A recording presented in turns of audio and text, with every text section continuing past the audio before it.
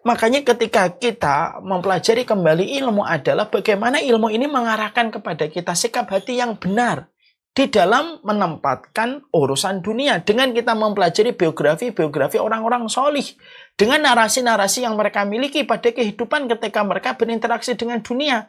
Narasi itu harus dibaca, narasi itu diterjemahkan, narasi itu diselami, supaya betul-betul kita paham bagaimana berinteraksinya kita dalam urusan dunia. Sekarang tidak menutup banyak perkara yang kita sering jumpai adalah banyak sekali hal-hal yang dikaji, dipelajari. Sekali lagi, ujung-ujungnya itu adalah masalah finansial. Bukan itu tidak boleh, boleh. Tetapi sekali lagi kekayaan itu tidak menjadi tujuan pada kehidupan. Selamat datang di channel Langkah Iman Istiqomah. Jangan lupa like, komen, dan subscribe. Dan semoga kita semua mendapatkan ilmu yang bermanfaat. Amin. Alhamdulillah, kita pada kesempatan hari ini akan melanjutkan pembahasan kita tentang tazkiyatun nafas. Tentunya setiap para penuntut ilmu, dimanapun kita berada, maka ada salah satu rumpun ilmu yang sejatinya wajib kita pelajari dengan utuh dan benar. Dan sesungguhnya salah satu rumpun ilmu yang wajib kita pelajari adalah tazkiyatun nafas. Bagaimana membersihkan hati kita, bagaimana membersihkan jiwa kita. Berulang-ulang kita belajar, berulang-ulang kita mengerti dan memahami bahwasanya organ tubuh yang paling cepat lelah yaitu adalah hati kita. Organ tubuh yang paling cepat letih itu adalah hati kita. Dan ketika kita paham bahwasanya hati merupakan organ tubuh yang paling cepat kotor, paling cepat lelah, maka kita harus memiliki perangkat ilmu bagaimana cara membersihkan hati kita dan mengistirahatkan hati kita, supaya ketika hati kita mendapatkan porsi istirahat yang cukup dan mendapatkan maintenance kebersihan yang benar, maka itulah yang akan menjadi sumber kekuatan kita beramal solih ketika kita memiliki hati yang bersih. Nah, inilah yang menjadikan kita paham kenapa kita mempelajari tazkiyatun nafas. Kenapa materi ini penting sampai para ulama memberikan perhatian mereka dan konsentrasi prioritas di dalam kehidupan mereka untuk mempelajari tazkiyatun nafas. Karena sesungguhnya hati itu merupakan raja, di mana seluruh anggotanya terdiri dari tangan, mata, itu tergantung bagaimana hatinya. Dan ketika kita ingin mendapatkan kualitas dalam kehidupan kita adalah bagaimana kita memperhatikan kesehatan sang raja. Ketika sang raja baik, sang raja sehat, maka yang lainnya pun akan berjalan baik dan berjalan di dalam keridhaan Allah. Ketika hati sebagai pemilik atau sebagai sang raja memiliki kesehatan dan kebersihannya. Nah, inilah yang menjadikan kita mempelajari tentang tazkiyatun nafas supaya kita paham. Di dalam dunia penuntut ilmu, kita bukan hanya dituntut khusyuk di dalam sholat, bukan hanya dituntut banyak di dalam sedekah, kita bukan hanya dituntut supaya kita banyak di dalam puasa sunnah, tetapi ketika kita berada di dalam dunia penuntut ilmu, kita dituntut bagaimana bersih hati kita, bening jiwa kita di dalam penghambaan kita kepada Allah, dan itulah yang menjadikan kita mempelajari materi tazkiyatun nafas. Maka kita akan membahas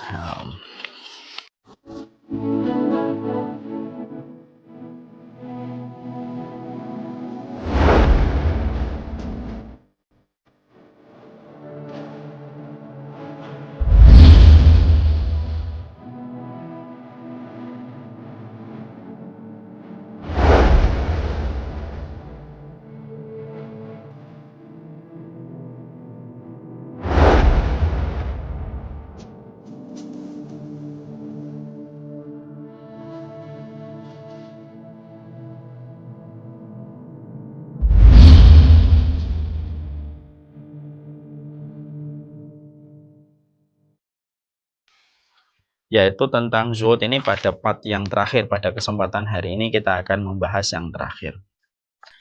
Kita pada pembahasan ini akan membahas ada 2 titik poin yang akan menjadi pembahasan kita.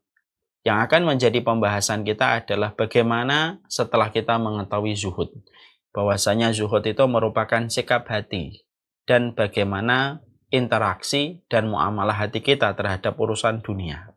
Dan sesungguhnya zuhud itu bukan berarti dia harus miskin. Zuhud itu bukan berarti pakaiannya compang-camping dan harus pada kondisi yang jelek berantakan. Tetapi zuhud itu sikap hati, bagaimana dia memandang dunia sesuai dengan petunjuk yang disampaikan oleh Allah. Siapapun yang yakin kepada apa yang dijanjikan Allah daripada apa yang dijanjikan manusia, siapapun ketika mendapatkan musibah lebih ingin mendapatkan balasan di akhirat dan tidak ingin mendapatkan balasan di dunia, dan siapapun yang mereka ketika dipuji dan dicela maka tetap sama kondisi dan keadaannya, maka itulah orang yang zuhud. Orang yang zuhud adalah mereka yang selalu mampu menempatkan dunia pada porsinya. Dia tidak menceraikan dunia, tetapi juga tidak menjadi hamba dari dunia itu. Dan itulah kriteria zuhud yang sudah kita bahas dalam pertemuan kita sebelumnya.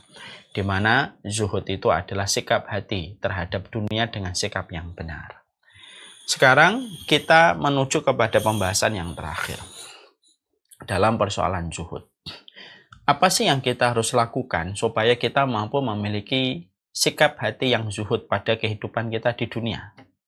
Tentunya pembahasan ini menjadi pembahasan yang dibutuhkan oleh setiap dari kita, tak terkecuali saya. Karena kita hidup pada zaman materialisme dan kita hidup pada zaman finansial yang begitu menggurita pada setiap lini kehidupan.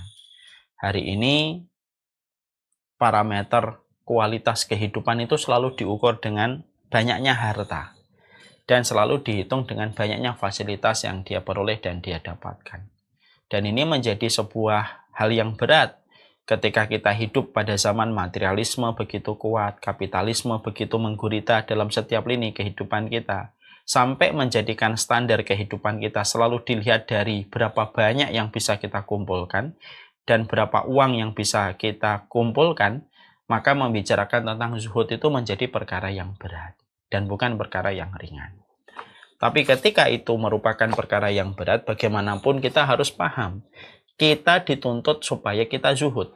Karena keselamatan kita pada urusan akhirat itu sangat tergantung bagaimana keselamatan hati kita terhadap sikap zuhud yang harus dimiliki oleh seorang mukmin. Karena seorang mukmin itu harus memiliki sikap zuhud.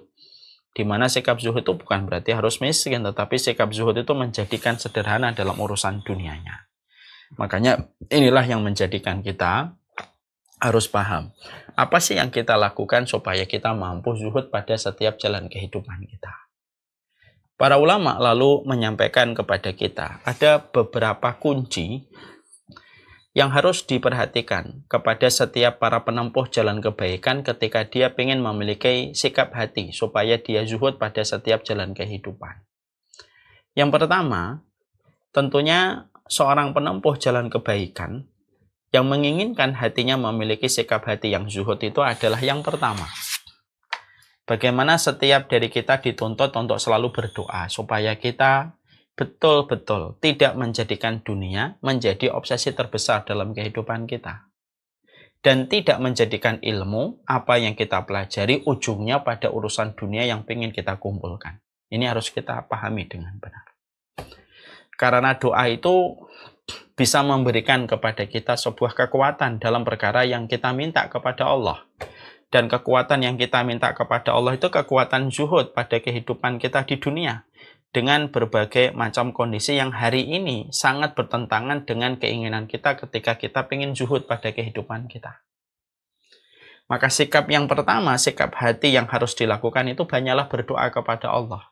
Sebagaimana doa indah yang disampaikan oleh Rasulullah SAW di dalam satu riwayat, ketika Rasulullah SAW berdoa kepada Rabb-Nya, Allahumma la taj'alid dunya akbaru hammina wa la mablagha ilmina.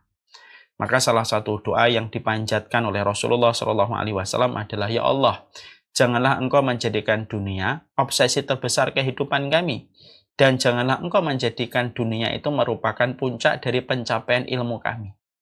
Dan itu yang kita minta kepada Allah.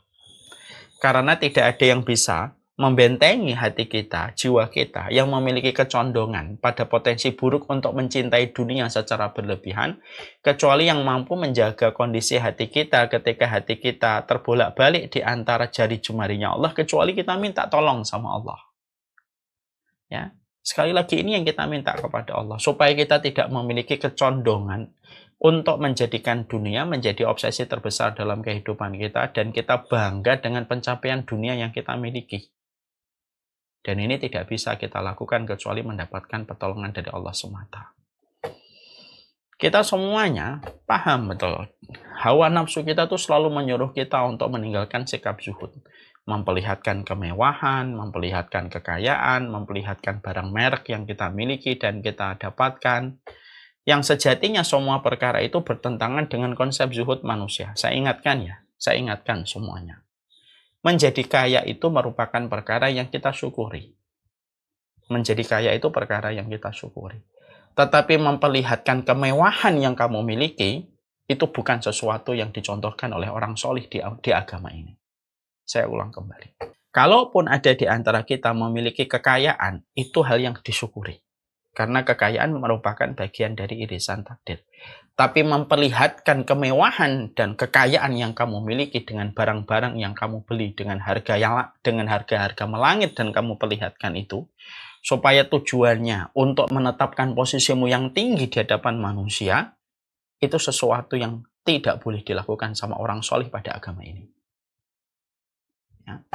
Maka inilah yang menjadikan kita akhirnya ketika kita merasa bahwasanya begitu banyaknya perkara yang bisa menjadikan diri kita terseret kepada urusan dunia dengan segala macam pernak-perniknya, perhiasan dunia itu, maka mintalah kepada Allah supaya kita tidak tertipu dengan pesona dunia, supaya kita tidak sampai menjadikan dunia obsesi terbesar kehidupan kita, sampai menjadikan dunia merupakan puncak dari segala amal yang kita lakukan. Jangan sampai dunia menjadi tempat kita menghabiskan waktu, dan dunia menjadi niat dari apa yang kita lakukan dalam ilmu dan ibadah yang kita lakukan. Dan itu tidak bisa kita lakukan kecuali meminta pertolongan kepada Allah, karena pada dasarnya yang menggenggam hati kita adalah Allah. Karena pada dasarnya yang menggenggam hati kita adalah Allah. Dan sesungguhnya bisa yang dimiliki oleh dunia itu jauh lebih parah daripada bisa apapun. Karena setan itu bisa libur. Kalau manusia sudah gandrung kepada urusan dunia, maka sesungguhnya setan tidak banyak bekerja untuk menggoda manusia itu di dalam kesesatan ketika manusia itu sudah gandrung terhadap dunia. Karena kecintaan dia kepada dunia bisa mengarahkan kepada banyak kerusakan yang disadari atau tidak disadari.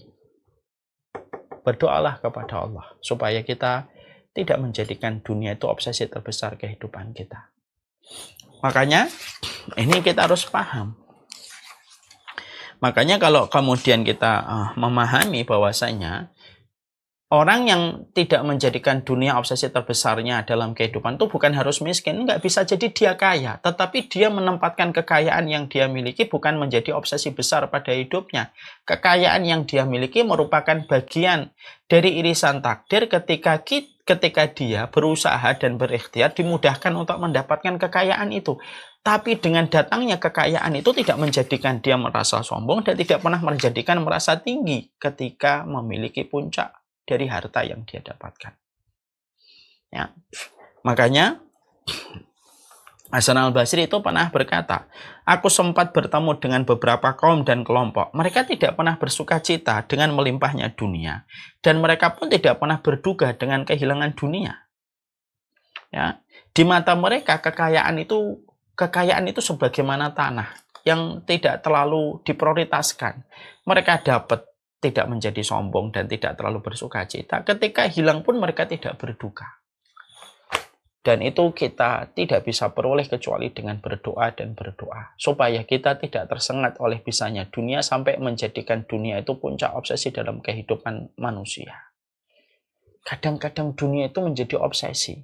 Belajar lama, ujungnya nyari dunia. Beramal ini, itu, ujungnya juga dunia. Dan itu apabila sudah terjadi, terkadang manusia tidak mampu untuk merasakannya bahwasanya dia sudah mengarah kepada sebuah kerusakan besar pada kehidupan. Karena kata Rasulullah di dalam satu riwayat yang sahih, hubbud dunya ra'su kulli khati'atin. Cinta kepada dunia itu pangkal dari semua kerusakan dan tidak ada yang mampu menangkal kita dari perkara itu kecuali Allah. Ketika kita berdoa kepadanya supaya hati kita tidak dicondongkan kepada dunia. Orang kalau sudah tidak dicondongkan kepada dunia, kalaupun dia kaya, maka dia tetap bersahaja dan tidak perlu dia memperlihatkan kekayaan dan kemewahan yang dia miliki. Ya. Tidak perlu dia harus untuk menegaskan posisi dia yang tinggi di hadapan manusia, juga tidak perlu. Dia tidak perlu barang-barang branded hanya untuk menegaskan dirinya kaya. Ada orang yang terkadang ingin menegaskan posisi dirinya bahwasanya dia kaya dengan barang-barang branded. Apapun alasannya, saya sampaikan ini. Mau ini ustadz atau enggak ustadz, mau guru atau enggak guru. Memiliki kekayaan itu merupakan sesuatu yang disyukuri. Tetapi memperlihatkan kemewahan dari apa yang kita miliki di depan orang, itu bukan sikap orang-orang soleh di agama kita. Dan ini harus selalu kita mengerti. Mintalah doa kepada Allah supaya kita senantiasa diberikan oleh Allah kemampuan untuk tahu kapan border harus berhenti dari sebuah tarikan dunia. Dan tidak menjadikan dunia obsesi terbesar kita, menghabiskan waktu kita, tidak menjadikan dunia menjadi sebab kita meninggalkan kelalaian kita kepada keluarga, meninggalkan kewajiban kita kepada agama, dan tidak menjadikan dunia menjadi puncak dari pencapaian ilmu dan ibadah yang kita lakukan. Dan hanya Allah yang bisa menolong kita untuk bisa memperoleh sikap hati yang seindah itu. Hanya Allah yang mampu memberikan pertolongan untuk kita supaya memiliki sikap hati seindah itu. Makanya kita sering sekali kagum kan kalau ada orang kaya yang mereka bersahaja di dalam kekayaan, menjadikan orang semakin kagum. Bersahaja di dalam kekayaan, banyak manfaat yang dia sebarkan. Tidak perlu bagi dia memilih barang-barang mahal untuk memperlihatkan kekayaannya. Makanya sering sekali kita mendapati tulisan-tulisan di sosial media, orang-orang kaya dunia itu tidak perlu membeli barang-barang yang mahal dan bermerek. Kenapa mereka tidak pernah membeli barang-barang bermerek yang mahal? Karena mereka tahu bahwasanya tidak perlu memperlihatkan kekayaan. Jangan memperlihatkan kekayaan dengan apa yang kita mampu beli. Ini sekali lagi, dengan apa yang kita mampu beli, tidak usah diperlihatkan. Kalaupun engkau menjadi kaya, syukuri. Tetapi jangan sampai kita melewati batasan yang ada. Dan itu dengan kita berdoa kepada Allah. Mintalah kepada Allah sikap hati yang bersahaja di dalam urusan dunia. Supaya sekali lagi dunia tidak menjadi puncak pencapaian dari apa yang kita inginkan. Tidak menjadi puncak dari keinginan kita beramal. Dan tidak menjadi puncak dari apa yang menjadi obsesi yang kita lakukan hanyalah ujungnya untuk membicarakan profit yang ingin kita kumpulkan. Kalau kita tidak berdoa dengan doa ini, kita akan kelelahan. Kita lelah kita. Kenapa Ustadz bisa mengatakan kita lelah? Iya, lelah. Pasti letih.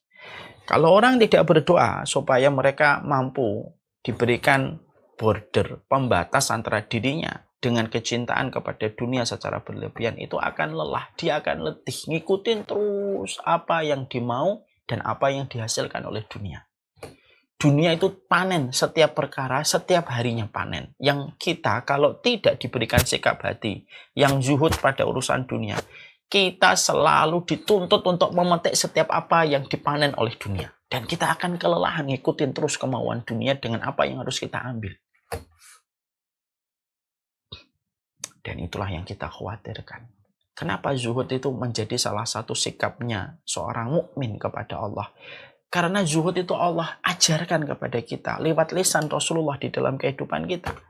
Pada dasarnya zuhud itu obat dari sebuah penyakit yang ditawarkan oleh kalangan kapitalisme. Sebuah penyakit yang ditawarkan oleh kalangan materialisme. Yang terus menjadikan kalangan kapitalisme itu memunculkan banyak perkara supaya kita ngikutin terus apa yang dimunculkan oleh kalangan kapitalisme dan materialisme. Yang membuat lelah, membuat keletihan, tidak pernah ada kata cukup, tidak ada pernah kata selesai. Dimunculkan barang dengan harga yang tidak masuk akal. Lalu kita dipaksa untuk membeli hanya untuk mendapatkan sebuah positioning dengan barang yang kita miliki. Ketika kita mendapatkan barang itu merupakan barang bermerek. Tidak ada selesainya. Islam datang menjadi obat dari gejala orang Romawi dan Persia yang saat itu tenggelam dengan urusan finansial dan materialisme. Zuhud itu merupakan obat dari getirnya sebuah kehidupan tidak ideal yang ditawarkan oleh kalangan materialisme dan kapitalisme. Makanya mintalah kepada Allah, doa. Allahumma la taj'alid dunya akbaru hammina. Ya Allah, janganlah engkau menjadikan dunia itu tujuan terbesar kehidupan kami. Dan janganlah engkau menjadikan dunia merupakan puncak pencapaian ilmu kami. Karena banyak orang itu belajar lama, ujung-ujungnya itu hanya untuk dunia. Ada orang beramal ini, beramal itu, ngumpulkan ini, ngumpulkan itu, bantu ini, bantu itu, ujungnya untuk dunia. Ujungnya untuk dunia. Sadar atau tidak sadar? Dan sejatinya itulah yang akan kita rasakan menjadi sebuah kerugian. Orang yang beramal dengan dunia, kalau boleh kita mengibaratkan sebagaimana orang yang mengumpulkan pasir di kantong tasnya. Dia kumpulkan pasir, dia kumpulkan pasir, dia kumpulkan pasir di tasnya. Lalu dia berjalan, dia merasa memiliki banyak bekal.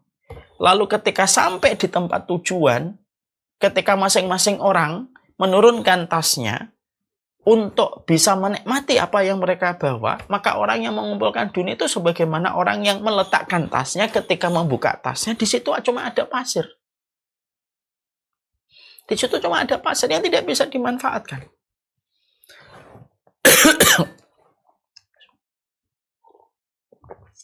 Maka jadilah kerusakan demi kerusakan kita dapatkan ketika kita tidak menjaga betul pada posisi kita, supaya kita diberikan sikap hati oleh Allah, supaya kita selalu zuhud pada setiap perjalanan kehidupan kita. Berdoa di waktu yang mustajab. Yang kedua, yang harus kita lakukan dan harus kita mengerti adalah keyakinan kita. Bahwasanya kita mengasah keyakinan kita, dan mengasah keyakinan ini harus dengan ilmu.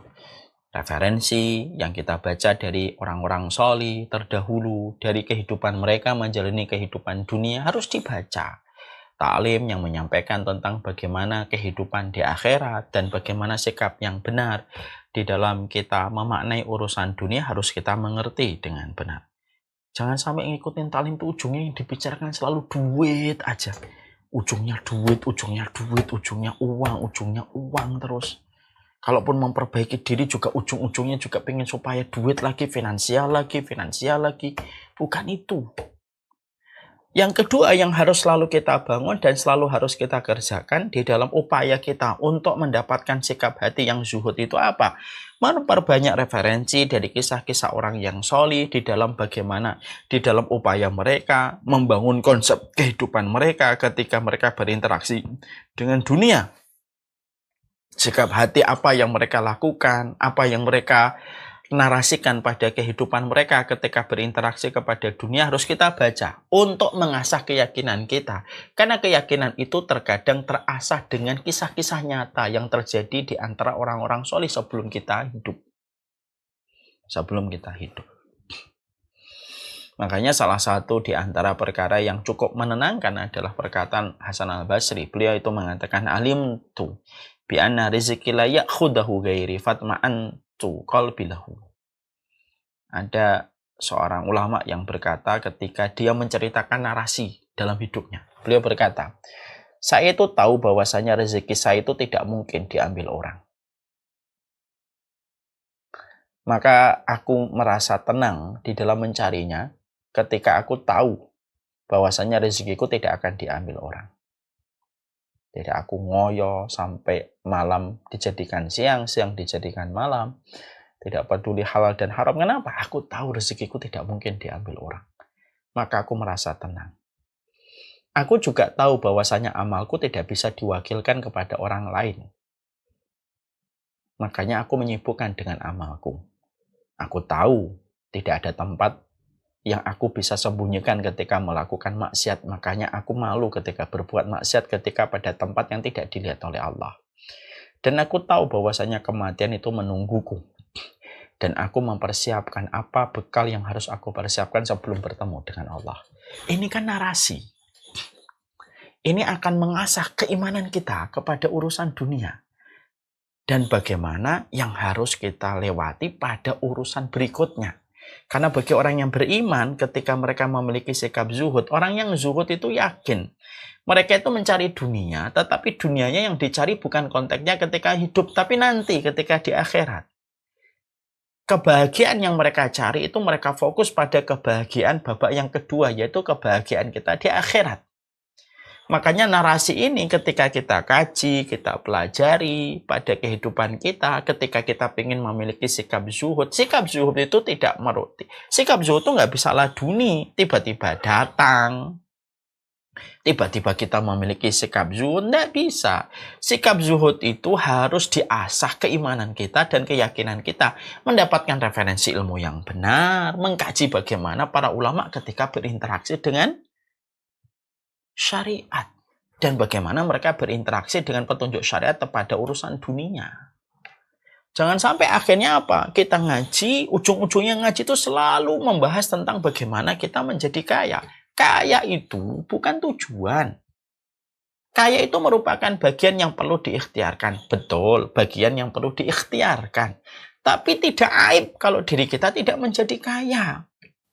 Dan tidak menjadi dosa kalau diri kita fakir. Kalau memang sudah berusaha. Dan memang irisan kekayaan dan kemiskinan itu merupakan bagian dari sebuah fitrah kehidupan. Kalau kita sering menyampaikan bahwasanya seorang muslim itu harus kaya, seorang muslim harus kaya, saya khawatir kalau kalimat ini terlalu melampaui batas, tidak sesuai dengan takaran, anak khawatir bahwasanya akhirnya orang nanti menganggap dirinya itu tidak baik ketika tidak bisa menjadi kaya. Makanya ketika kita mempelajari kembali ilmu adalah bagaimana ilmu ini mengarahkan kepada kita sikap hati yang benar di dalam menempatkan urusan dunia. Dengan kita mempelajari biografi orang-orang solih. Dengan narasi-narasi yang mereka miliki pada kehidupan ketika mereka berinteraksi dengan dunia. Narasi itu harus dibaca, narasi itu diterjemahkan, narasi itu diselami. Supaya betul-betul kita paham bagaimana berinteraksinya kita dalam urusan dunia. Sekarang tidak menutup banyak perkara yang kita sering jumpai adalah banyak sekali hal-hal yang dikaji, dipelajari. Sekali lagi ya, ujung-ujungnya itu adalah masalah finansial. Bukan itu tidak boleh. Boleh. Tetapi sekali lagi kekayaan itu tidak menjadi tujuan pada kehidupan. Menjadi kaya itu tidak menjadi tujuan. Karena sesungguhnya sesuatu yang kaya itu berarti sesuatu yang manis. Dan apabila sudah berlebihan manis itu kalau sebagaimana gula yang terlalu banyak masuk dalam tubuh kita. Kadang-kadang semacam itu. Makanya yang harus kita lakukan adalah bagaimana ketika kita pengen zuhud, dibangun terus narasinya. Narasi keimanan yang dimiliki sama orang-orang soleh kita terdahulu. Orang-orang soleh dulu tuh gimana sih narasi mereka? Kok mereka itu memiliki narasi-narasi indah pada kehidupan mereka? Itu yang kita ambil. Bukan narasi yang diambil sama orang hari ini. Karena narasi yang diambil dari orang hari ini mereka belum tentu selamat dan belum tentu benar. Narasi yang harus kita miliki dan narasi yang harus kita bangun adalah narasinya orang solih terdahulu. Dan narasi orang solih itu tidak pernah mengatakan bahwasanya kita wajib kaya. Nggak ada. Untuk bisa menjadi kaya supaya bisa membantu boleh. Tapi apakah setiap orang nanti akan ditakdirkan oleh kaya untuk bisa membantu orang? Belum tentu. Yang kita perlukan adalah apa sih yang kita harus pandang dalam urusan dunia itu. Salah satunya ini yang tadi kita sampaikan dari perkataan Hasan al-Basri. Saya tahu dunia itu tidak akan diambil orang. Makanya saya tenang pada kehidupan saya. Sebagaimana kita menjumpai ada perkataan yang kemarin kita bahas itu. Ada perkataan dari seorang ulama yang mengatakan bagaimana saya takut menjadi miskin gitu. Bagaimana saya takut menjadi miskin kalau saya merupakan hamba dari Zat yang Maha Kaya. Ya. Maka ini kita pelajari. Jadi bagaimana para ulama terdahulu di dalam membangun konsep hati mereka berinteraksi pada dunia itu harus kita miliki. Sikap itu harus kita baca, harus kita selami, harus kita mengerti dengan benar. Supaya narasi-narasi itu mampu kita ambil menjadi narasi kehidupan kita. Supaya kita akhirnya bisa memiliki sikap hati untuk zuhud pada urusan dunia. Makanya mempelajari kisah orang soleh itu penting. Dan salah satu buah manis dari mempelajari kisah orang soleh itu adalah menjadikan kita tahu apa yang harus kita lakukan. Dalam kisah orang solih terdapat kehidupan bagi mereka yang mengambil kisah itu dengan jujur. Ini yang kedua. Jadi yang kita harus paham, ini merupakan perkara yang kedua. Untuk membangun keutamaan kita di dalam kita melakukan perbuatan zuhud itu adalah memahami betul narasi-narasi orang-orang solih di dalam interaksi mereka ketika berinteraksi, memandang kepada dunia yang ada pada kehidupan mereka. Ini yang kedua. Yang ketiga, yaitu adalah orang yang kita harus mengerti adalah sikap zuhud itu adalah tentunya orang yang ingin zuhud pada urusan dunia itu paham senikmat-nikmatnya urusan dunia yang kita mampu peroleh dan apapun yang kita dapatkan, maka bandingan kenikmatan di dunia itu tidak akan sebanding dengan kenikmatan kelak di akhirat yang Allah persiapkan. Nah, ini harus diimani nih. Artinya harus mengimani betul bahwasanya kita selaku manusia memiliki dua babak. Ada babak yang pertama pada kehidupan di dunia, ada babak yang kedua. Babak yang pertama, seburuk apapun kita dalam urusan dunia, itu bukan berarti berakhir semuanya, karena masih ada babak yang kedua. Senikmat apapun kita pada kehidupan kita pada babak yang pertama, itu tidak menjadikan itu berhenti, tidak menjadikan kita akhirnya pasti nikmat, karena ada babak kedua yang sejatinya akan menunggu kita. Babak yang kedua itu tidak tergantung kekayaan kita dan tidak menjadi terpuruk dengan kemiskinan kita. Karena urusan akhirat itu tidak dipengaruhi oleh kekayaan kamu dan urusan akhirat tidak dipengaruhi oleh kemiskinan kamu. Kalau kita tahu bahwasanya kita menuju kepada babak yang kedua dan babak yang kedua tidak terpengaruh dengan kekayaan dan kemiskinan kita, karena itu tergantung dengan amalan kita dan bagaimana sikap kita yang kita jalani pada ibadah kita kepada Allah ketika di dunia, maka ketika kita paham babak yang kedua yang menjadi masa depan bagi orang yang beriman tidak terpengaruh dengan kekayaan dan kemiskinan kita di dunia, itu yang menjadikan kita tidak akan mendewa-dewakan dan tidak akan menganggap kemuliaan pada apa yang kita miliki. Kita tidak akan memuliakan itu, tidak mengagung-agungkan itu. Kenapa? Kita tahu kok, kita mengerti kok, urusan akhirat itu tidak tergantung kekayaan dan kemiskinan kita. Jadi yang miskin tidak usah sedih. Bukan berarti kalau kamu miskin berarti akhiratmu menjadi buram. Kalaupun kaya, jauhlah sombong. Karena sesungguhnya kehidupan akhirat itu belum tentu kekayaan yang kamu miliki bisa membawa kebaikan pula dalam kehidupan di akhiratmu. Lah kalau kita paham bahwasanya kita akan mendatangi hari akhir dan hari akhir tidak terpengaruh dengan kekayaan dan kemiskinan kita, maka kita akan bersahaja dengan apa yang kita miliki. Dengan apapun yang kita dapatkan. Terlebih lagi kita juga mendapati dalam beberapa riwayat bahwasanya orang ketika semakin lapang dunianya sebagaimana orang yang berbelanja. Orang kalau semakin banyak dia belanja, semakin banyak dan semakin lama dia menunggu dan menghitung barang-barang itu di depan kasir. Akhirnya kalau orang sudah memiliki sebuah keimanan semacam itu, keimanan itu yang menjadikan kita kalaupun dapat juga tidak sombong dan tidak perlu diperlihatkan apa yang sudah kita miliki. Kalaupun kita luput juga tidak terlalu sedih. Kenapa? Ya memang urusan ke akhirat tidak tergantung sama kekayaan dan kemiskinan kita kok. Makanya Hasan Al-Basri memberikan kepada kita sebuah sikap yang baik. Sikapnya apa Hasan Al-Basri? Kalau kamu menjumpai orang itu, kalau kamu menjumpai seseorang, itu melampaui kamu, mengungguli kamu dalam urusan dunia. Kalau ada orang yang mengungguli kamu dalam urusan dunia, maka katakanlah sama dirimu, saya akan mengungguli dia dalam urusan akhirat. Itu obat, semacam itu tuh menjadi obat. Karena sikap untuk sembuh dari dunia dengan segala rasa manisnya yang melenakan dan melalaikan itu apa? Harus paham bahwasanya pada dasarnya kita ini memiliki dua babak. Babak yang pertama sebentar, babak yang kedua itulah sejatinya kehidupan kita.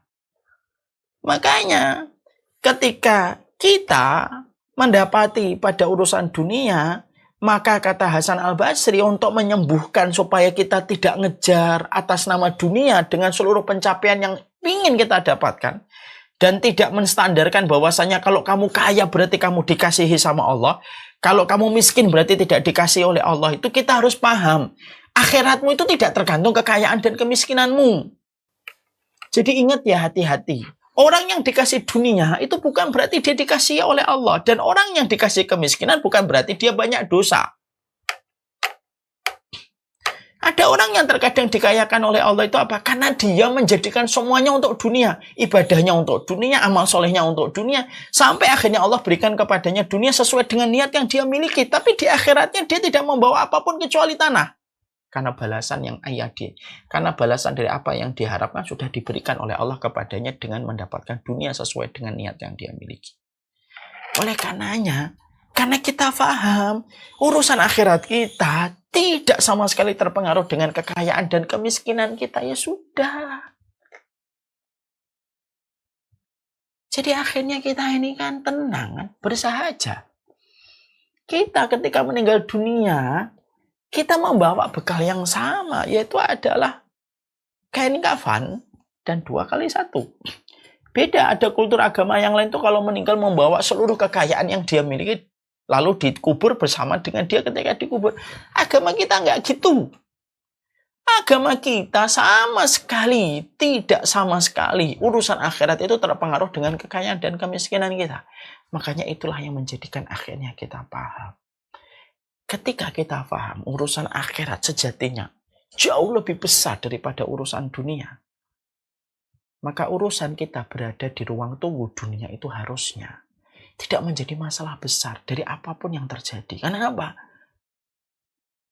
Karena itu hanyalah sebagaimana sepenggal waktu di ruang tunggu, yang tentunya kita akan melanjutkan pada perjalanan berikutnya di babak yang kedua. Dan babak kedua itu yang paling penting. Apakah kalau kamu kaya, berarti akhiratmu menjadi lapang itu? Enggak kok. Apakah kalau miskin, lalu akhirat kita menjadi buram? Enggak kok. Bukankah surga itu diisi sebagian besar dari penduduk surga itu fuqara dan masakin, kata Rasulullah? Lalu apa yang menjadikan kita langsung terobsesi untuk terus kaya dan kaya, kaya dan kaya, lalu memandang aib pada kemiskinan? Saya itu suka geli gitu kalau ada orang mengatakan sebab kemunduran kaum muslimin itu karena mereka miskin-miskin. Kata siapa? Kemiskinan itu sebab dari kemunduran. Para sahabat itu miskin, sebagian dari mereka. Tapi peradaban itu mulia di tangan mereka. Karena mereka menempatkan urusan dunia itu bukan menjadi puncak penilaian mereka pada kehidupan. Bukan berarti kita tidak boleh kaya. Kan saya sudah sering mengatakan berulang-ulang. Menjadi kaya itu boleh. Tapi menjadikan hidup kita tujuannya kaya itu yang nggak boleh. Makanya akhirnya Rasulullah itu kalau menghibur orang dalam urusan dunia, kalau dia nggak dapat, caranya gampang kok.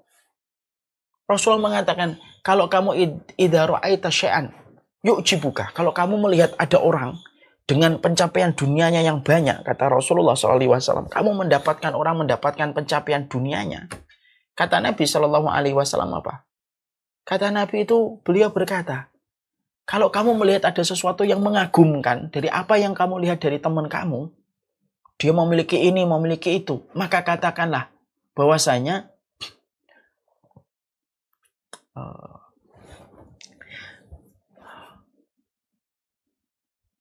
saya lupa itu. Rasulullah SAW itu menyampaikan, jadi kalau ada kita melihat bahwasanya kehidupan dunia itu kita jumpai dari orang, maka katakanlah bahwasanya dunia akhirat itu lebih baik. Akhirat itu sejatinya lebih baik dari apa yang kita temukan, dari apa yang kita lihat dari teman ataupun pencapaian dari harta orang-orang yang ada di sekitar kita. Jadi itu yang menjadikan kita akhirnya memahami betul Yang ketiga, cara untuk menjadikan sikap hati kita supaya kita mampu sedikit demi sedikit untuk zuhud itu adalah mengimani kehidupan akhirat itulah kehidupan sejatinya masa depan kita. Dan kehidupan akhirat itu tidak terpengaruh dengan kekayaan dan kemiskinan kita. Dan itu bisa membantu hati kita untuk kembali. Sikap hatinya zuhud. Ya. Tidak menjadikan kekayaan menjadi tujuan, tidak mencela kemiskinan yang dia peroleh, kefakiran yang dia dapatkan. Itu yang ketiga. Yang keempat, sikap hati supaya kita senantiasa mampu zuhud tentunya adalah bergaul, berkumpul dengan orang-orang solih di dalam kehidupan mereka. Bagaimana kita berinteraksi dengan mereka, bersahabat dengan orang-orang solih pada kehidupan mereka, itu bisa membantu kita supaya kita lebih mudah untuk mampu menjaga hati kita supaya sikap hati kita menjadi sederhana di dalam kehidupan yang kita jalani ketika kita bermuamalah dan ketika kita berinteraksi dengan orang-orang solih, yang tentunya kebersamaan dengan orang solih itu membersihkan hati kita dan cara kita memandang sesuatu pada kehidupan. Nah, ini yang kita harus paham. Kita harus mengerti ya, teman itu sangat mempengaruhi kita. Kalau kita berkumpul sama orang yang selalu bicara dunia terus tanpa peduli tentang dunia yang dia miliki apakah halal ataukah haram, lama-lama pembicaraan tentang dunia mulai merambah pada hati kita dan kita akhirnya dicondongkan dengan urusan dunia. Dan itu akan menjadi masalah bertumpuk-tumpuk dan akhirnya menjadi sebuah kerugian ketika kita salah mengambil circle yang harusnya menjadi pertemanan kita. Makanya para ulama memberikan kaidah nomor 4. Kalau kita pengen supaya kita zuhud, sikap hati kita zuhud dalam urusan dunia, maka yang harus selalu kita miliki pada sikap hati supaya kita mampu zuhud itu apa? Berkumpullah engkau sama mereka yang zuhud, sama mereka yang menganggap urusan dunia itu sekedarnya. Maka berkumpulnya kita dengan mereka menjadikan kita semakin sederhana di dalam memandang kehidupan. Ikhtiar tetap dilakukan, usaha menjemput rezeki tetap dikerjakan, tapi cara memandangnya itu tetap sederhana. Cara memandang dunia sederhana itu tidak harus menafikan ikhtiar. Ikhtiar tetap dikerjakan, usaha tetap dilakukan. Tetapi kesederhanaan memandang dunia itu tidak bisa kita peroleh kecuali kita memiliki circle yang mendukung kita untuk memiliki cara pandang yang semacam itu. Nah, inilah perkara yang disampaikan oleh para ulama. Bagaimana kita supaya kita mampu memperoleh sikap zuhud pada kehidupan kita. Berdoalah kepada Allah. Allahumma la taj'alid dunya akbaru hammina wa la mablagha ilmina. Yang kedua, mempelajari narasi-narasi orang-orang solih yang mereka miliki ketika memandang urusan dunia. Ya. Yang ketiga, bagaimana ketika kita mengimani bahwasanya kehidupan akhirat itu tidak terpengaruh dengan kekayaan dan kemiskinan kita. Dan keempat adalah bagaimana kita bersosialisasi dan mencari sebuah ring yang betul-betul mampu mendukung komitmen kita supaya kita bersahaja pada urusan kita memandang dunia. Itulah 4 perkara yang sejatinya disampaikan oleh para ulama. Nah, semoga kita termasuk orang yang zuhud. Kalau ada di antara kalian orang yang kaya raya, semoga menjadi orang kaya raya yang zuhud. Bukan sombong, bukan dengan kekayaan dan kemewahan yang diperlihatkan. Kalaupun kita ditakdirkan oleh Allah miskin, tidak akan menjadi hina dan aib diri kita ketika menjadi miskin. Semoga Allah memberkahi hati kita dan semoga Allah memberikan sikap hati kita pada kehidupan kita yang zuhud ketika memandang urusan dunia. Tidaklah orang mendapatkan keselamatan akhiratnya kecuali mereka memiliki sikap zuhud pada setiap urusan yang dia lewati pada urusan dunianya.